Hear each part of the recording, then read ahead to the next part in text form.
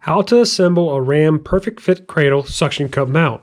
All RAM mounts include three pieces: a base, an arm, and a cradle. This is the RAM Twist Grip suction cup with a standard arm and the Perfect Fit RAM cradle for an iPad mini. The socket goes onto the ball, and the same thing for the cradle.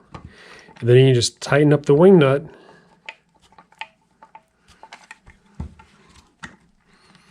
and it's assembled. Now the Perfect Fit cradles fit a device without a case on it, so I have to remove my iPad mini from its case.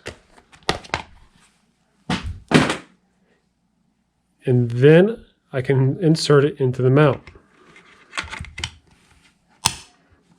You'll see how tight it fits. There's not enough room for a case, and there might not be enough room for most screen protectors either, unless they're really thin.